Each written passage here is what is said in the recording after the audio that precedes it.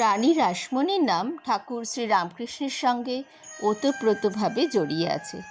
বলা ভালো, ঠাকুর শ্রী রামকৃষ্ণকে তিনি আমাদের জন্য প্রতিষ্ঠা করে গেছেন। রানীমার মন্দির তৈরির কাহিনী আজ আপনাদের জন্য তুলে ধরার চেষ্টা করব আমরা। তিনি জন্মেছিলেন হালি শহরের কোনা গ্রামে এক দরিদ্র পরিবারে। যানবাজারের ধনী পরিবার শ্রীপ্রেত রামদাসের পুত্র শ্রী রাজচন্দ্র দাসের সঙ্গে তার বিবাহ হয়।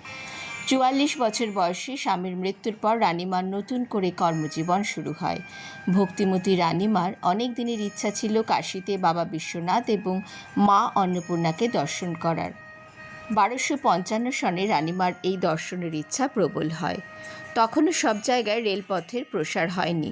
দাসদাসী, খাদ্যদ্রব্য এবং আত্মীয় স্বজনকে জলপথে কাশীধামে নিয়ে যাওয়ার জন্য ২৫খানি বজরা ঠিক হলো। রানীমার দেবী কালীর প্রতি ভক্তি অসীম ছিল। তিনি সব কাগজপত্রে নামাঙ্কিত করার জন্য যে শিলমোহর তৈরি করিয়েছিলেন তাতে খোদিত ছিল কালীপদ অভিলাষিনী রানী রাসমণি।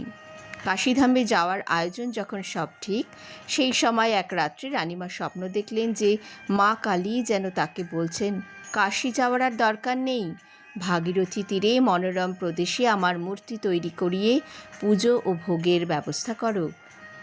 আমি ওই মূর্তির মধ্যে আবির্ভূত হয়ে তোমার নিকট হতে নিত্য পূজা গ্রহণ করব। এই স্বপ্নাদেশ পাওয়া মাত্র রানীমা যা যা জিনিস সংগ্রহ করেছিলেন কাশীতে নিয়ে যাওয়ার জন্য তা সব ব্রাহ্মণ ও দরিদ্রদের মধ্যে দান করে দিলেন। কেউ কেউ বলেন যে যাত্রা শুরু করার পর রানীমা যখন দক্ষিণেশ্বর গ্রাম পর্যন্ত এসেছিলেন, সেই সময় বজ্রার উপর রাত্রিবাস করার সময় এমন স্বপ্ন দেখেছিলেন। আসল সত্য কি তা যা জানার উপায় নেই। রানীমা জমি খুঁজতে শুরু করলেন। কথিত আছে তিনি নিজের জন্মভূমি হালি শহরে মন্দির প্রতিষ্ঠা করার কথা ভেবেছিলেন, কিন্তু ব্রাহ্মণ সমাজের বিরোধিতায় এখানে মন্দির প্রতিষ্ঠা করা সম্ভব হলো না। রানীমা মাহিষ্য বংশে জন্মেছিলেন, তাই তিনি নিচু জাতির ছিলেন। রানীমা সেজ জামাই মথুরবাবু অনেক চেষ্টার পর ১৮৪৭ সেপ্টেম্বর মাসে গঙ্গার পূর্ব তীরের সরকারি বারুদখানার দক্ষিণে ৬০ বিঘা জমি ও তার মধ্যে অবস্থিত একটি কুঠি ৫৫,০০০ টাকায় কিনে নিলেন। দক্ষিণেশ্বর শিব অনেক আগে থেকেই এখানে প্রতিষ্ঠিত ছিলেন। পৌরাণিক যুগে বাণ রাজার আরাধ্য দেব ছিলেন দক্ষিণেশ্বর মহাদেব। রানী দক্ষিণা দেবীর ঈশ্বর, সেই থেকে মহাদেবের নাম দক্ষিণেশ্বর। এই জায়গাটি তখন হেস্টি নামক কলকাতা সুপ্রিম কোর্টের একটি অ্যাটর্নির ছিল।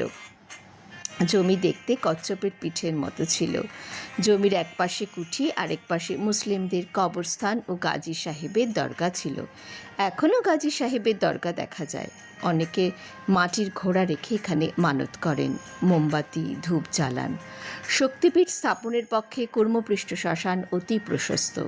মন্দির তৈরির কাজ ১৮৫৪ নাগাদ শেষ হয়ে আসে। দেবী মূর্তি তৈরি করেছিলেন দাইহাটের বিখ্যাত শিল্পী নবীন ভাস্কর। বলা হয় যে তিনি এই সময় একবেলা খেতেন। অনেক নিয়ম নিষ্ঠা নিয়ে মায়ের মূর্তি তৈরি করেছিলেন। মাকে তিনি দর্শনও করেছিলেন। যেমন দেখেছিলেন ঠিক তেমনভাবেই বানিয়েছিলেন। সব কিছু ঠিক থাকার পরেও মন্দির প্রতিষ্ঠা হতে দেরি হচ্ছিল। এর পেছনে একটি কারণ হলো রানীমা নিচু জাতির ছিলেন, তাই ব্রাহ্মণদের থেকে প্রবল বাধা আসছিল। কারণ নিচু জাতির কেউ মন্দির প্রতিষ্ঠা করে অন্নভোগ দিতে পারে না। সেই সমস্যার সমাধান করেছিলেন শ্রী রামকৃষ্ণদেবের বড় দাদা রামকুমার চট্টোপাধ্যায়। তিনি এই সময় ঝামাপুকুরে টোলে পড়াতেন। তিনি বলেছিলেন, যদি কোনো ব্রাহ্মণকে মন্দির দান করে দেওয়া হয় এবং সেই ব্রাহ্মণ অন্নভোগের ব্যবস্থা করে, তাহলে আর কোনো সমস্যাই থাকবে না। শাস্ত্রের নিয়ম যথাযথ রক্ষিত হবে। রামকুমার চট্টোপাধ্যায়কেই রানীমা এবং মথুরবাবু অনুরোধ করলেন মন্দিরের পূজারীর দায়িত্ব নেওয়ার জন্য। মন্দির প্রতিষ্ঠা হতে দেরি হচ্ছিল। এই সময় এক রাত্রিরে রানীমা হঠাৎ স্বপ্ন দেখলেন মায়ের মূর্তি রানীমার ঘরে একটা বাক্সে যে রাখা ছিল, সেখান থেকে যেন মা কালী বলছেন, আমাকে আর কতদিন আবদ্ধ করে রাখবি, তাড়াতাড়ি প্রতিষ্ঠা কর, আমি যে আর পারছি না। রানীমা তাড়াতাড়ি উঠে পড়েন। সেই বাক্স খুলে দেখেন মায়ের মূর্তির উপর বিন্দু বিন্দু ঘাম জমেছে। এদিকে কাছাকাছি যে কোনো ভালো দিন নেই।